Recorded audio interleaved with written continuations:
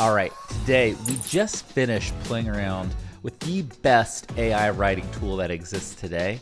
You all probably have access to it. It's OpenAI's new Canvas feature, and it is mind-blowing. It's going to change the way you write and create all of your different marketing content. And if you're trying to build a brand, whether it be personal or a company brand, you're going to want to use this tool. We're going to show you how to use it and break down the 6 best use cases for marketing with OpenAI Canvas, all in today's show. Let's get to today's episode. Okay, Kieran, OpenAI has hooked us up yet again. They are on fire. We recently talked about the new O1 model and its reasoning ability, but they've rolled out a new feature that is going to be a game changer, especially for marketers and especially for programmers. People who are using a lot of AI for coding or writing. The Canvas feature is pretty incredible. Let me show everybody what we're talking about, and I want to get your initial take. Okay, so here's the official OpenAI product page for Canvas. So what it's doing is it's giving you a real-time display and view of the output that the AI gives you in collaboration with you, and you can edit it directly in this Canvas view versus going back and forth and chatting with the AI. And you can adjust and prompt very specific parts. Like, this is a great example they're showing. It's like there's a title of this document and you can highlight it and just give a prompt for that specific part instead of prompting the entire output. That is a very different user interface for artificial intelligence, and I'd love to get your take on it. So I think my initial reaction is, what we're starting to see is Claude and OpenAI somewhat follow each other. So Artifacts was the launch from Claude that I really loved, and OpenAI have come out with a bunch of different features. This is somewhat similar to Artifacts, not identical. There's some pretty cool write-in features in here. I think the one that I don't truly understand is add emojis, but the other ones where you can add final polish, basically adjust the reading level, adjust the length, and the one that I love is actually suggest edits. So really the big thing here is you can actually highlight pieces of an article, and instead of doing a complete rewrite, it will actually just rewrite that part of the article. So you can say like, oh, I just want to have the introduction rewrote again, or have the title rewrote again, and it will actually do that for you. Now, it does know when to trigger. It has, if you read the post, there's some functionality, some knowledge in there to know when it wants to re-trigger a complete rewrite versus do some editing. But I think these are really built for crafted for people who really enjoy writing and coding, right? Who want to use AI for fast iteration on writing and coding. And they are the two things that Canvas is really incredible for. Yeah, and so if you're a marketer, writing and coding are a huge part of your job. And Kieran, what I think is interesting is that all along you have talked about AI, especially for marketers, as an amazing editor and like thought partner. And Canvas actually now makes that really true. It was like good before, but that chat interface, you'd end up rewriting a lot of stuff and then having to go back and say, no, keep this part. And now you can kind of do that in a much different user experience. And I think that's what we want everybody to understand today, that the user experience of Canvas is actually the game changer here. All right. So one of the things I was doing that I think is really cool is there's 3 different groups that I'm kind of in charge of at HubSpot, or that I'm kind of overseeing in HubSpot. And so one of them is this AI group. One of the ways that we work is like memos. And so we have these 2-page memos. And so the first thing so there's a lot of memos. So I get a lot of memos. And so one of the things I did, which I thought was pretty cool, is of course you want to read all the memos, but I actually uploaded the all of the memos into ChatGPT and basically asked it to create this table across 17 memos, where you can see that it gives a summary of the initiative, the goal of the initiative, the resources required, the risks, and this overlap. So the overlap is really cool because it tells me it was smart enough to actually spot overlaps between initiatives and tell me like where are the places that I can consolidate and collapse. And the reason I'm showing that is because then I went into Canvas and I asked it, okay, well, what is the one pager that I can send to my CEO. And so it actually creates this really cool memo, right? And so it takes all of those memos, the tables, consolidates them into this 2-pager, talks about the business critical need, talks about the impact resources and required, talks about the risks and mitigation plans in conclusion. And so one of the things that's really cool in Canvas, I can say, okay, I really want to edit this and say, look, my CEO loves AI and wants to be more aggressive. Let's really punch up how transformational this work is. And you'll see that it will rewrite this in real time and just rewrite the introduction and kind of punch it up. And so I think that it is just an incredible thought partner, because you actually can just take parts of the article, right? The way that you would normally edit is you would Google Doc it and you would shade things. You would say, hey, can we do this? And now you have this incredible assistant to be able to do all of those things for you. If Yamini or anyone has listened to this, I'm not using this to send you all stuff. I'm just using it as an example. I have handwritten any information. But it does show you as well, because so often you and I show our use case. These tools are going to be pretty incredible for knowledge workers. Huge. And the B2B applications, I think, are going to be even bigger than the B2C applications. So first of all, for everybody watching, I stole Kieran's prompt there and did the same thing where I had a bunch of memos and I wanted to understand the overlap. I wanted to understand how it would prioritize investing in those things based on certain factors, and it gives you a really rich output. And so that's great. But then what Canvas does is it makes that output much easier to action and share, which is pretty remarkable. Kieran, one of the things that I also love about AI is that you can just ask AI what you should do. And that's what I did here. I basically said, hey, what are the top 6 things that a marketer should be using the new Canvas feature for? Tell me how to do that, and tell me why it's better than the old traditional chat interface. Right? I want to see which ones of these you buy and which one of these you don't think you would actually use Canvas for, based on what it's saying here. The first one is campaign planning and brainstorming. And so it's saying, hey, in Canvas, you can start with broad campaign ideas like messaging, concepts, channels, and timing. Then you can layer in more detail, add steps, arrange elements easily without losing sight of the big picture. Why it's better? Gives you a more visual, comprehensive space to expand your thoughts, unlike typical chat where content can get buried in back and forth messages. Do you buy this? Yes. Yeah. I think it's a pretty great example, actually. I think it's a great example. Like if you're a small team and you're trying to plan like a big product launch, I think Canvas would be exceptional at helping you get from nothing to something that's pretty good. Yeah. I do wonder for that, actually, for team-based interactions, it will need to store the edits, right? The great thing about Google Docs is you have a bunch of people commenting and you can see the historical edits. And so that is one thing they'll have to do, is show the, the historical, basically the versioning. I don't know if does it have versioning? That's a good question. How do you see the previous versions? I don't know that it has versioning. Because Artifacts does have that. That's what I love about Artifacts. You can just go back and click on all the previous versions.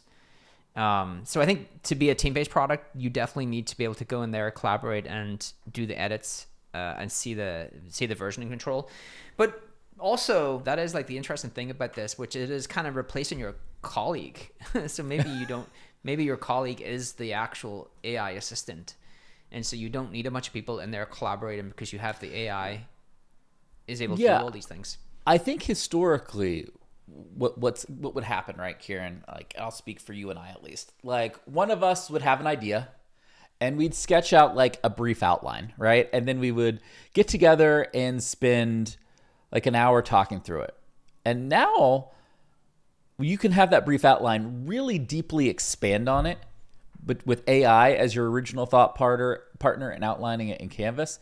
And I don't know that you and I still need that hour to meet. I think I can just then share a really in-depth overview, and then you and your AI are going to kind of iterate and everything back and forth on it with your point of view. And then we might come together at the very end for a quick 20 or 30 minute, hey, here, there are a few points where we're clearly disagreeing on, and can we talk it out? Can you share the artifact? Remember they had the share feature, and we thought Yeah, that where was you could dope. share chat. It was dope. Yeah. Where is that feature? It could just be because I'm in the enterprise seat here, so I can go to my personal. I'm on a personal. Can you see the feature to share? Let's see. That's another thing I think they would have to add is the ability to share artifacts. Yeah, you have to be able to share these because all you can do is suggest edits, adjust the length, reading level, polish, emojis. I can copy it and throw it in a Google Doc, but there's no native share. Just kind of whack right now.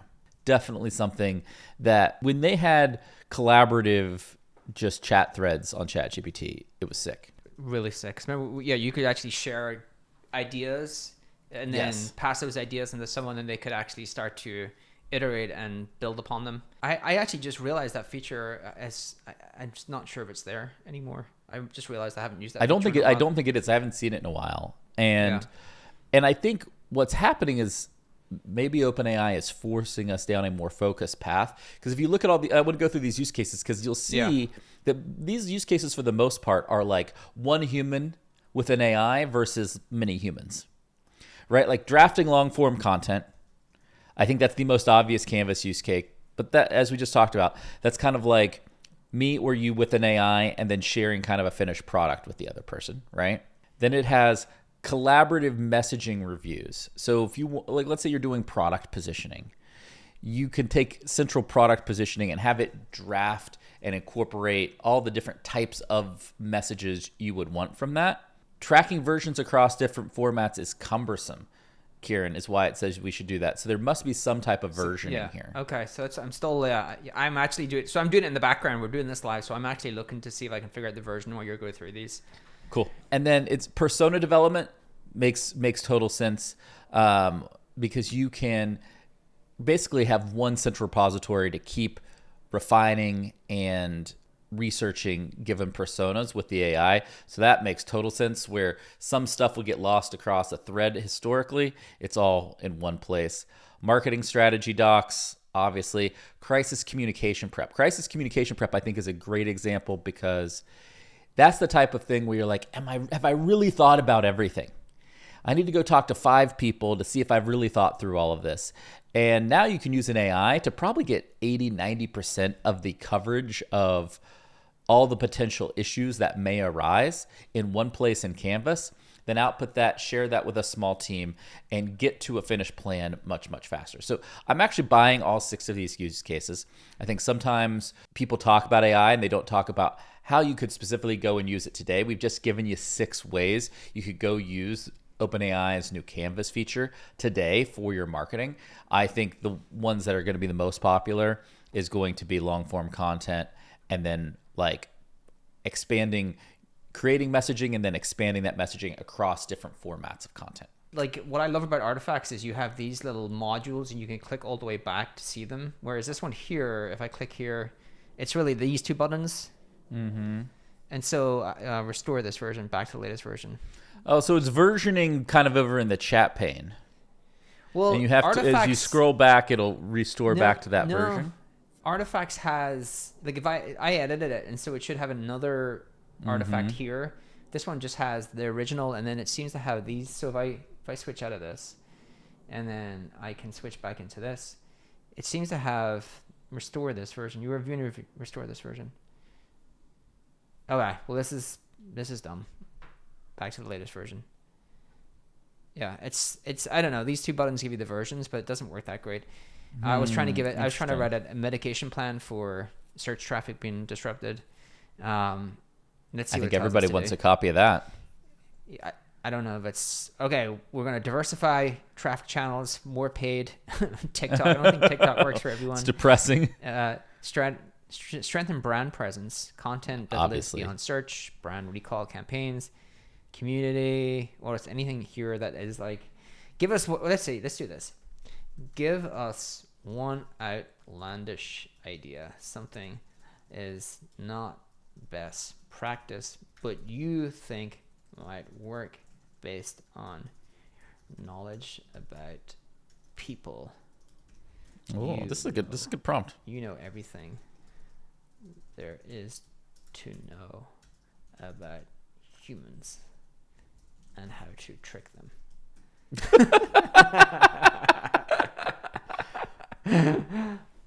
See, it's edit. So it edited it. Here we go. It's editing right now. Outlandish. There you go. Hijack trending conversations. It's not that outlandish, ChatGPT. That's not outlandish at all. Amateur hour.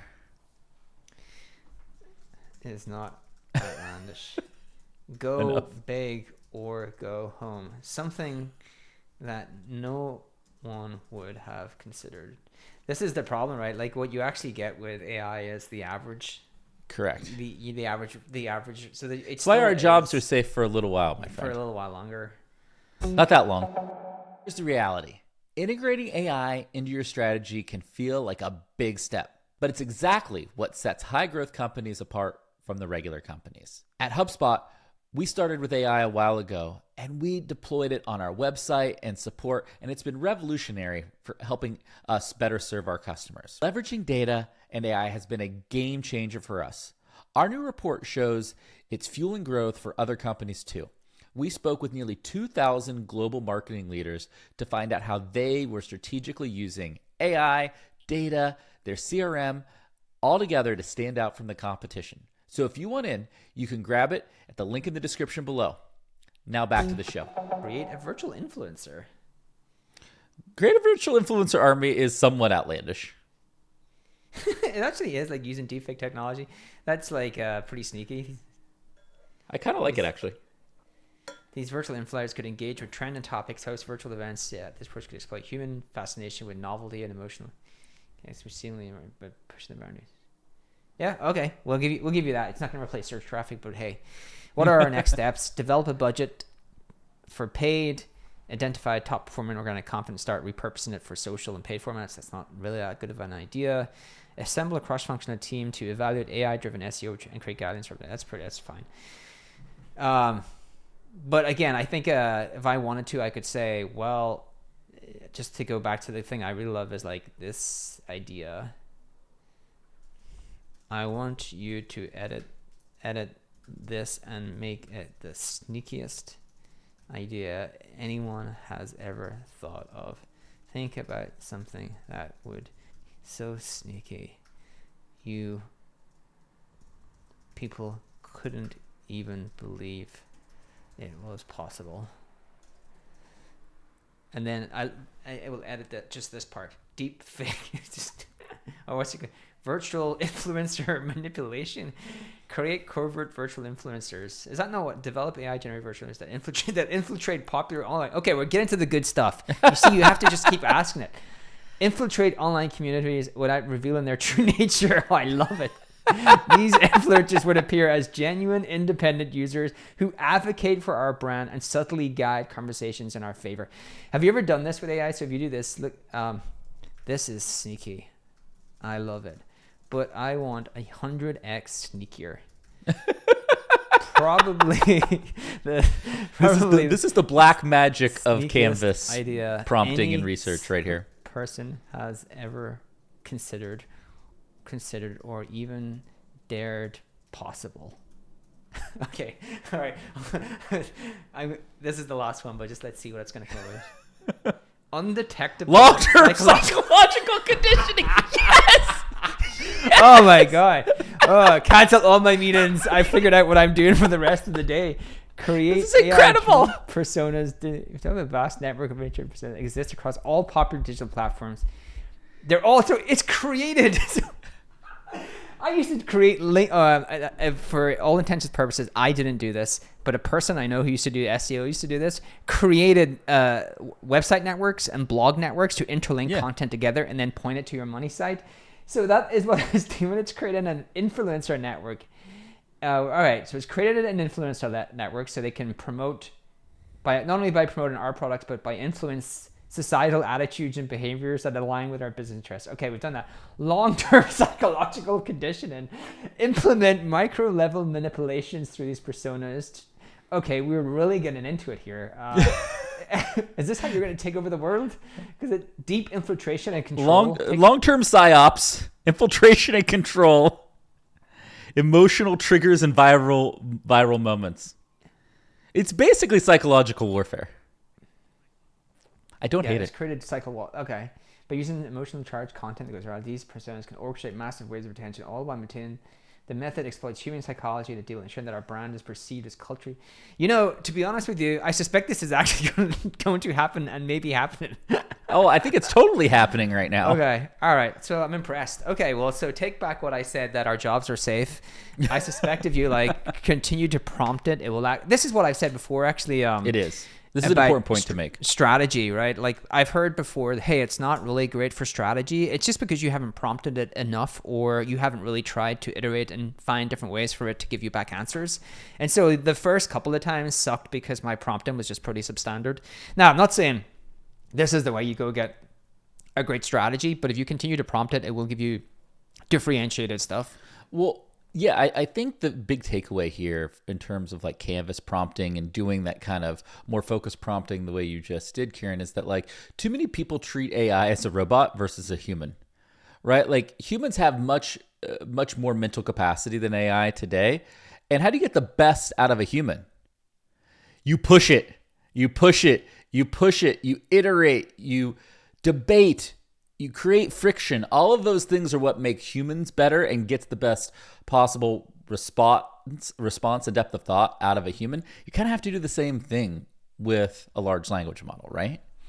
Okay, well, let's end on one more because it is related. Oh, I love this. Go. So let me ask it. So let me take its devious idea, and we haven't done coding. Mm-hmm. So I will ask it to create an app to do this. All right, let's see if we can quickly create a psychological warfare app in this episode. What have we done? Can you please write the code to build out this as a web app?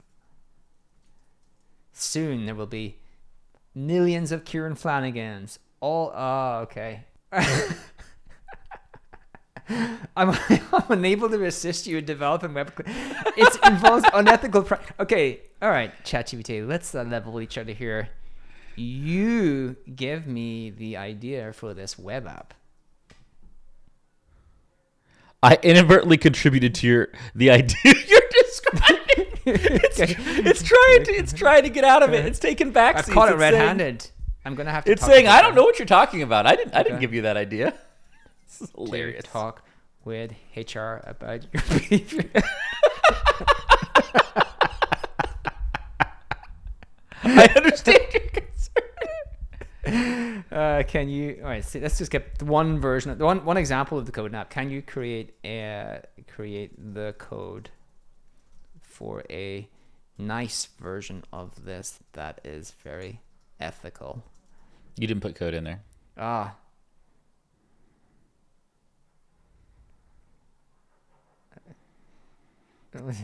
Now, can you go from text to code in Canvas? That's what I'm going to try actually.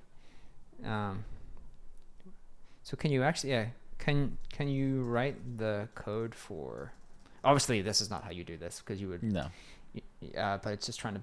There we go. So this is the other thing that is incredible. It does make me wonder. I spend a ton of time with AI startups and a bunch of startups in the engineering space. And I do wonder how you compete with what OpenAI are doing. So the last one was the last one was for writing. This one here has a lot of cool features. You can add comments, you can add logs, you can fix bugs. So pretty similar to the writing where it can actually edit things. Port to language. What the hell? I have not tried that. You can actually take your you code. Can change the language. Oh my goodness. That is unbelievable. That's so cool. He goes, oh my goodness. That's the one I have not tried. So a ton of great functionality. I wouldn't be surprised if I start to see them connect with GitHub and start to go much deeper on this use case. Same with Claude. And so really, if you're like writing or coding, it is a pretty great editor now to be able to do either of those two things. And if you want to build some unethical personality networks, if you want to do some internet-based psyops, it can help. All right. But it won't build you the code for it. It will not build you the code. It will just give you the idea. Okay, that's pretty interesting. So I think Canvas, along with Claude Artifacts, a really big step forwards in how we are going to use AI, especially for writing and coding. If you're a marketer or you're working on growing a business, you kind of have to use it because it just turbocharges your effectiveness with AI. And again, if you're not using these tools, you need to. And things like Canvas makes it so much easier and more accessible. And one of the things OpenAI is, in particular, I think is doing well, is if you're not sure what to use it for, just ask it, and it can give you some really good, clear use cases and instructions for how to do that. And that's like a great place to get started. Yeah. It's the same thing we've said when we were speaking at Inbound. Like, you can ask it to do a lot of things. You can ask it to give you guidance on how to use it. You can ask it to give you prompts. Kieran, Elon just caught a freaking rocket the size of a skyscraper with some metal chopsticks. The limitation is our ambition and what we're willing to ask and try to accomplish, not what any technology, especially AI, can actually help and support us with. Finishing up the show today, Kieran, what's your number one use case that if somebody's watching should go try Canvas to do right now? Writing, but I have not managed to pull myself away from Claude. But I'm starting to try it out a little bit more. We've got OpenAI enterprise seats, and so I've started to use it a lot more for actually internal use cases, which is interesting. So with Claude, I'm still using for some of the personal things, but for internal use cases, I've started to use it. So I do think there's a lot of OpenAI cool Enterprise, things. by the way, is blazing fast. Holy cow. Very fast. It's incredible.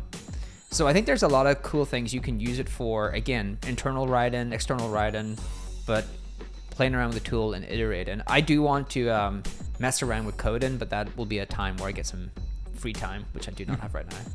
Do not have that right now. Not at all. Okay, this has been a quick overview of Canvas. We broke down the use cases. We had some laughs at some of the ideas. Thanks for the Psyop jokes there, OpenAI. And I hope everybody's enjoyed the show. We'll be back real soon on next episode of Marketing Against the Grain. This data is wrong every freaking time. Have you heard of HubSpot? HubSpot is a CRM platform where everything is fully integrated. Whoa, I can see the client's whole history, calls, support tickets, emails, and here's a task from 3 days ago I totally missed. HubSpot. Grow better.